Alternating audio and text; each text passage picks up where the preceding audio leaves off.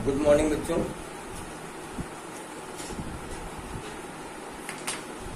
आपको समुच्चय में अध्ययन कराते हुए थोड़ी गति के साथ में आगे बढ़ रहा हूँ, क्योंकि ये सारी चीजें आप गर्मी में भी पढ़ चुके हो।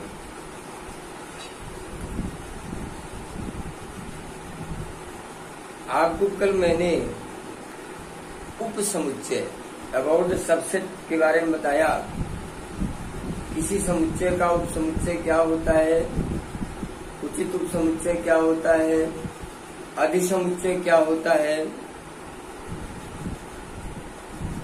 और किसी समुच्चय के उपसमुच्चयों की संख्या क्या होती है। All about the subset. और एक्सरसाइज नंबर 1.3 के कुछ क्वेश्चंस मैंने सॉल्व कराए थे और मैंने होमवर्क कहा था कि आप लोग करिएगा।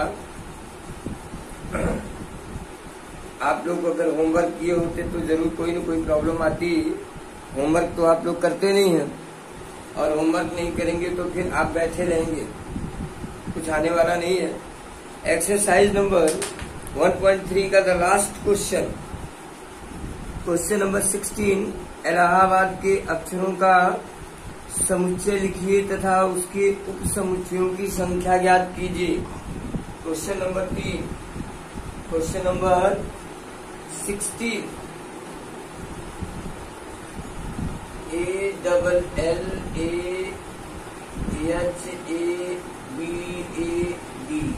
इलाहाबाद के अक्षरों का समुच्चय लिखिए।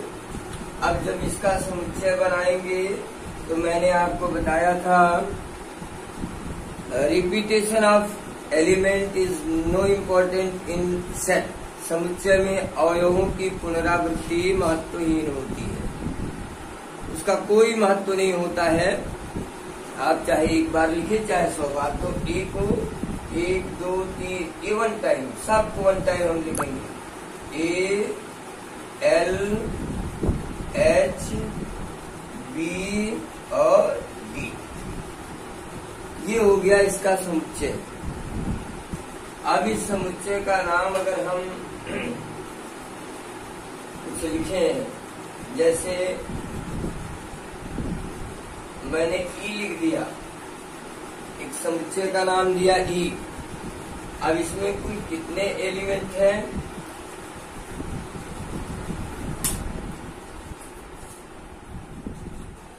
इस समुच्चय के कुल अवयवों की संख्या कितनी है? 5। कितने अवयव हैं? 5। इसलिए उपसमुच्चयों की संख्या, उपसमुच्चयों की संख्या कितनी होगी? 2 to the power 5, यानी 2 दूनी 4 दूनी 8 दूनी 16 दूनी 32। इसके 32 उपसमुच्चय होंगे। ये है लास्ट क्वेश्चन। इसी के जस्ट पहले वाला question number 15, question number 15, exercise number 1.3। Question लिखा है निम्नलिखित समुच्चयों में कितने अवयव हैं? एक समुच्चय बना है 5, ऐसे बना है, फिर ऐसे बना है, और पूछा गया कितने अवयव हैं। तो बच्चों हमारा समुच्चय यहां से यहां तक का है। इसका एक एलिमेंट ये है, दूसरा ये है, और ये पूरा एक एलिमेंट है, 1 एलिमेंट। इसलिए इसके अवयवों की संख्या कितनी हो गई? की संख्या हो गई 3। कितने हुए? 3। और इसी का दूसरा पार्ट लिखा है, second question, x is such that, x एक पूर्णांक है, x एक पूर्णांक है एवं x इज लेस देन 20। अब पूर्णांक चाहे धन पूर्णांक हो, ऋण पूर्णांक हो, पूर्णांकों की संख्या तो अनंत होती है, इनफाइनाइट होती है। तो 20 से छोटे पूर्णांकों की संख्या भी तो अनंत होगी, यानी अवयवों की संख्या कितनी हो गई? अवयवों की संख्या ये हो गई अनंत, अनंत, इनफाइनाइट। ये है सवाल नंबर आपका 15। इसी के जस्ट पहले आइए क्वेश्चन नंबर 14 में मैं सॉल्व करता हूं। देखिए क्वेश्चन नंबर 14।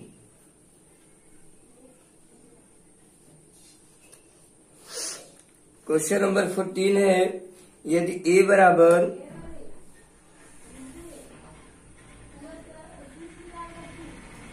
1 2 2 3 4 2 3 और 4, तो बताइए निम्न में से कौन से कथन सत्य हैं? 2 3 इज सबसेट ऑफ ए। देखिए ऐसे लिखा हुआ 2 3 इज सबसेट ऑफ ए। आप देखिए 2 3 जो है इस समुच्चय का एक अवयव है, और अवयव कभी भी किसी समुच्चय का उपसमुच्चय नहीं होता है।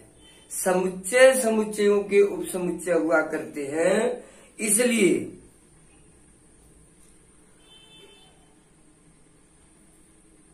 इसलिए यह कथन क्या है? असत्य है। यह क्यों असत्य है?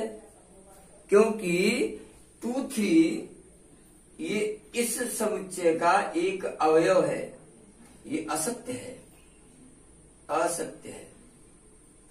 और अवयव कभी भी किसी समुच्चय के उपसमुच्चय नहीं होते, समुच्चय समुच्चय का उपसमुच्चय होता है, इसलिए कथन असत्य है। दूसरा देखिए 2 3 इज एलिमेंट, ये सत्य है। 2 3 इज एलिमेंट ऑफ ए, ये सत्य है, क्योंकि ये इस समुच्चय का एक अवयव है, इसलिए ये सत्य है। 2 4 is element of A, no. 2 4 ऐसे लिखा हुआ है, 2 4 इज एलिमेंट ऑफ ए, असत्य है, क्योंकि 2 और 3, 2 और 4 दोनों अलग अलग अवयव हैं, एक साथ नहीं है।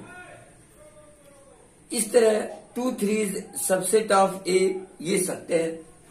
ये देखिए ऐसे लिखा है,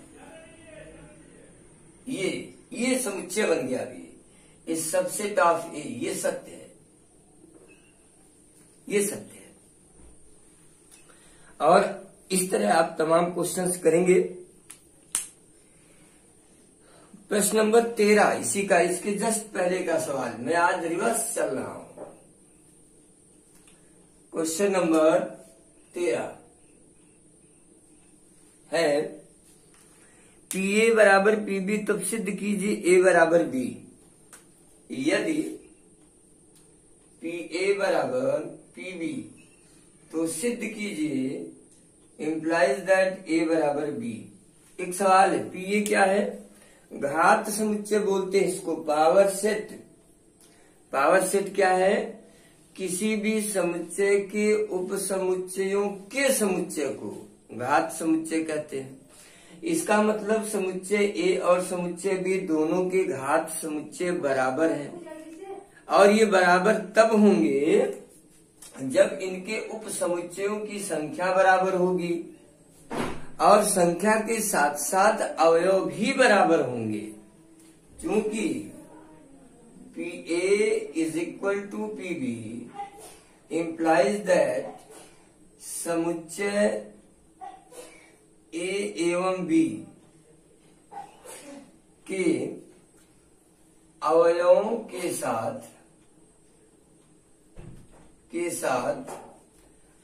के साथ उपसमुच्चय भी समान होंगे।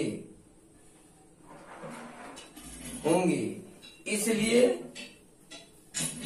समुच्चय A बराबर समुच्चय B, यानी A बराबर क्या होगा? B। ये आपको एक्सप्लेन करने की आवश्यकता है, एक्सप्लेन करिए। अगला है question A subset five, question number 12, A subset five implies that A is equal to 5। अब आप बताइए, अगर ए सबसेट 5 है मतलब ऑल एलिमेंट ऑफ सेट ए में बी फाउंड इन सेट 5, और 5 क्या रिक्त समुच्चय है, यानी इसमें कोई अवयव ही नहीं है। अगर 5 में कोई अवयव ही नहीं है और ए के सारे एलिमेंट इसमें हैं, तो निश्चित है ए में भी कोई अवयव नहीं है। चूंकि 5 एक रिक्त समुच्चय है, इसलिए 5 में कोई भी अवयव नहीं होगा। चूंकि ए सबसेट 5 ए के सभी अवयव 5 में है, इसलिए ए में भी कोई अवयव नहीं होगा, इसलिए ए इज इक्वल टू 5। ये देखिए इस तरह की, ये सब आपके आईक्यू पर डिपेंड क्वेश्चन है, ये कोई कैलकुलेशन नहीं है। इसमें आपकी समझ कितनी है इस पर आधारित ये प्रश्न है। और इस तरह तमाम प्रश्न हैं, काफी कुछ कल मैंने कराया था।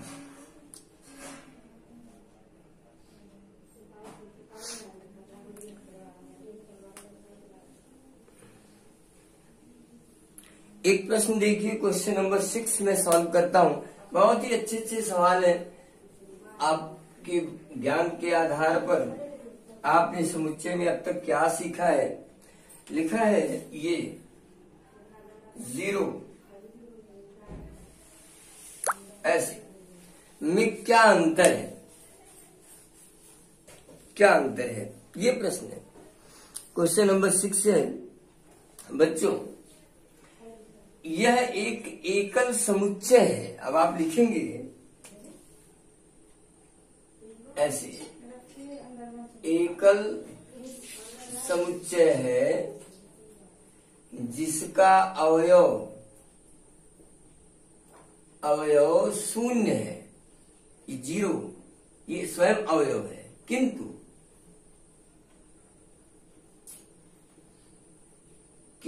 में एक अवयव है।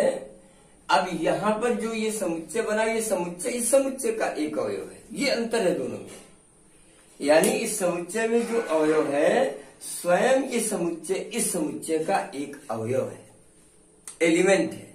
ये अंतर है दोनों में, यही अंतर आपको बताना था। देखिए, एकल समुच्चय जिसका अवयव है और किंतु इसमें स्वयं एक अवयव है, ये अंतर है। प्रश्न नंबर है ये आपका क्वेश्चन नंबर 6।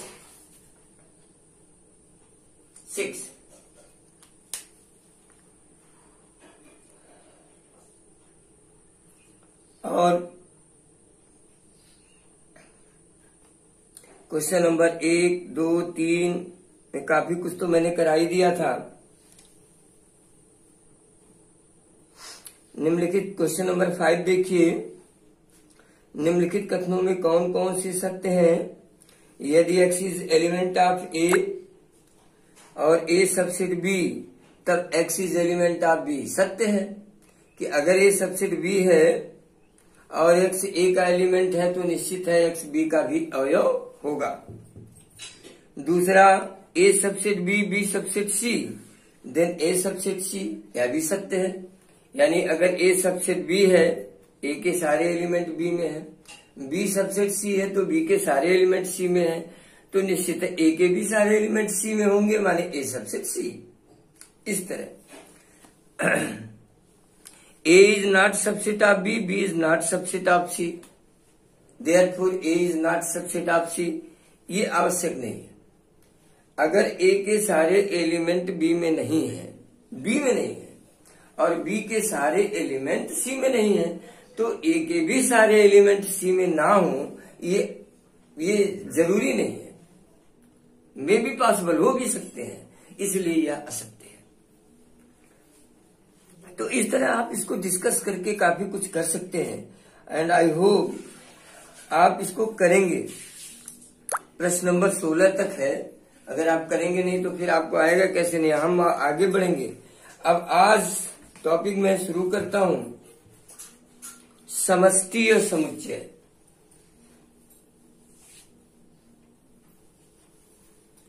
समष्टीय समुच्चय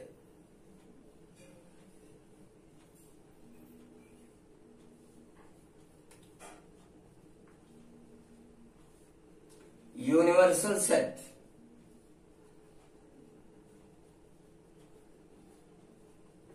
समष्टीय समुच्चय क्या है?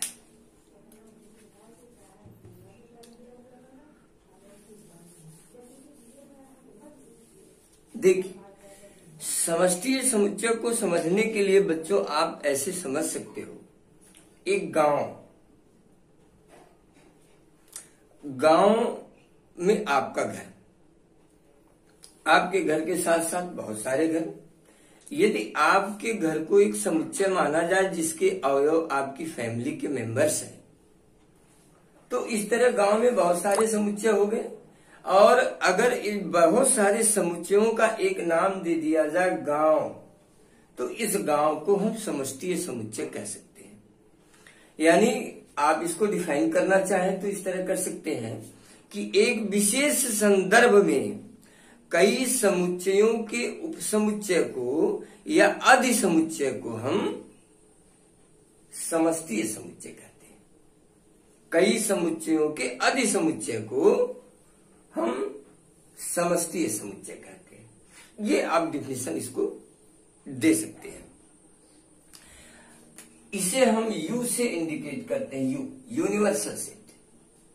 अगर डायग्राम में आएंगे तो डायग्राम में हम इस तरह बनाएंगे, इस तरह आयत बनाते हुए, और यहां पर हम यू लिखते हैं। ये यूनिवर्सल सेट को इंडिकेट करता है।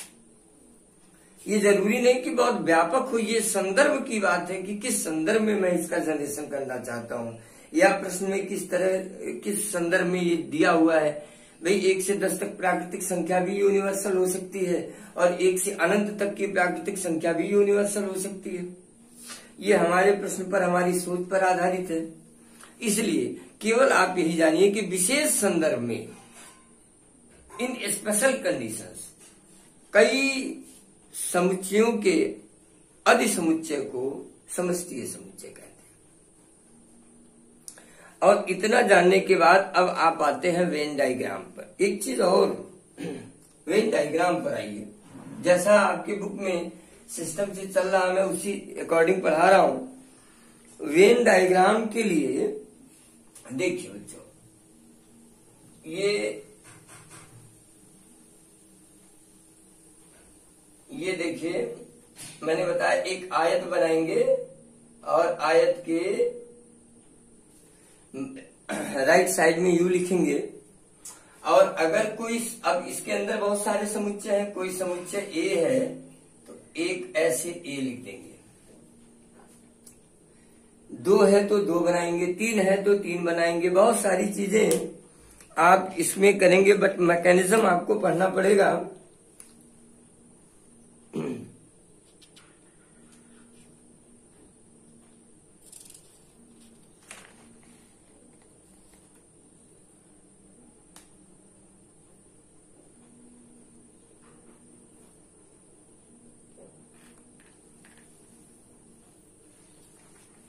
तो आइए थोड़ा हम आपको बताते हैं समुच्चयों की संक्रिया। समुच्चयों की संक्रिया, ये बच्चों समुच्चयों की मुख्यतः संक्रिया तो बहुत सारी है, मैं ओरली बता दूं।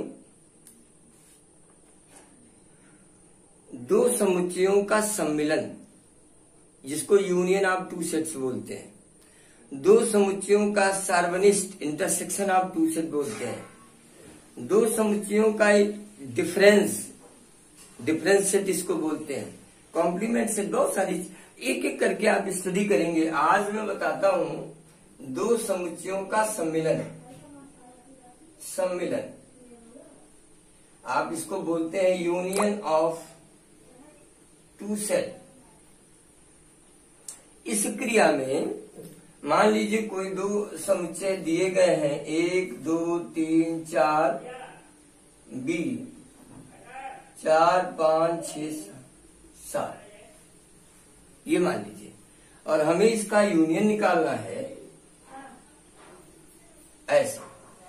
तो ए और बी के सभी अवयवों को वन टाइम एक सेट में लिखते हैं, 1 2 3 4 5 6 और 7। ये देखिए दो इसमें भी है इसमें भी, लेकिन लिखेंगे वन टाइम। तो ये जो सेट तैयार हुआ ये इन दोनों का यूनियन है, सम्मिलन है, ए यूनियन बी। ये अब वेन डायग्राम से कैसे बनाएंगे, ये देखिए, इसी को वेन डायग्राम में ये देखिए, एक सेट ये है, एक सेट ये है। अब ये दोनों की कॉमन एरिया है, कॉमन एलिमेंट कौन से हैं, 4, ये देखिए, और 1 2 3 इसमें बचा, 5 6 7 इसमें बचा। और यहां यू लिखते हुए जब इसको एक तरह की लाइन से सेट कर देंगे ऐसे ऐसे, तो ये बन जाएगा ए यूनियन बी। ये डायग्राम। तो बच्चों अब आगे हम कल प्रोसीड करेंगे, आज बस इतना ही, और कल मैं इस मैकेनिज्म को खत्म कर दूंगा। मैं जानबूझ के थोड़ी स्पीड ले रहा हूं क्योंकि मैंने आपको कहाँ छोड़ा था और फिर मैं दोबारा आ रहा हूं। कोर्स बहुत लंबा है, खत्म होना संभव नहीं। आप बच्चे तो वही हो, अगर आप पढ़े हो तो गर्मी में भी पढ़े हो, पढ़ोगे तो आज भी पढ़ोगे, नहीं पढ़ोगे तो कभी नहीं पढ़ सकते। तो बहुत सारी चीजें हैं, सब कुछ हम पर डिपेंड नहीं करता, बहुत कुछ आप पर भी डिपेंड करता है कि आपकी इगरनेस क्या है, आपकी उत्सुकता क्या है, आप कितने डिवोटेड हैं इसके प्रति। तो फिर आगे कल हम ले चलेंगे, और आज के लिए बस इतना ही। Thank you.